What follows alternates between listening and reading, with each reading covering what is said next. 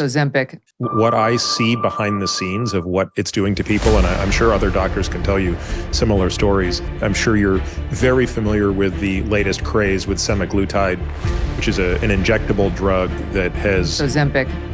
Yeah, Ozempic being the diabetes version of that, Wegovy being the pure weight loss version. It's the same drug, just a different name. What I see behind the scenes of what it's doing to people, and I'm sure other doctors can tell you similar stories. Ideal weight loss would be if you lose 20, 15 of it should be fat, 5 of it should be lean mass.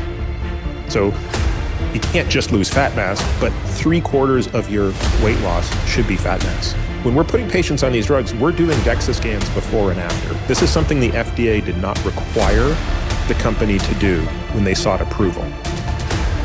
We're seeing 2/3 of the weight loss is lean mass. Only 1/3 is fat mass. So they're getting lighter, Megan, but they're getting fatter. In a moment, I'll show you video with Dr. Attia talking about how to really achieve fat loss and not just lose a bunch of muscle. But first, check this out. If you look at Google Trends and other keyword search tools, weight loss just absolutely destroys fat loss because we don't have good nutritional advice coming from the medical profession, and they talk about weight. All the marketing in basically everything talks about weight. Why is that?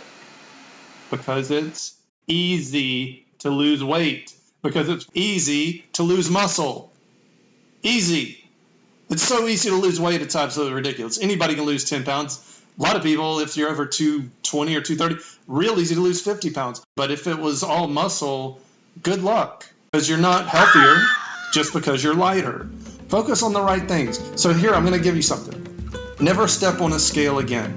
What you do to measure your health, you want to start measuring waist circumference at about a 1/2 inch below your belly button. If that's shrinking, you're doing better. If that's gaining, you're doing worse. That not only measures subcutaneous fat, which is basically that layer of fat under your skin, but the location under your belly button is also measuring visceral fat, which is the super unhealthy abdominal fat, like deep inside your abdominal cavities. It's actually an active fat tissue, basically promoting disease.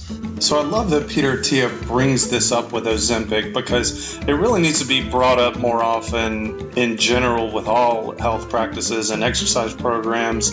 Muscle needs to be a big deal and fat loss needs to be a big deal over weight loss. We work closely with patients to make sure that if they're on these drugs, that they understand that their protein requirements do not change.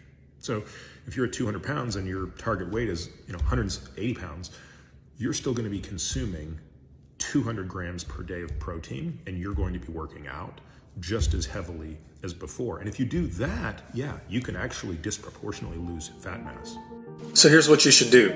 Just do his resistance training and high protein diet, and you're going to get the result. You don't need drugs.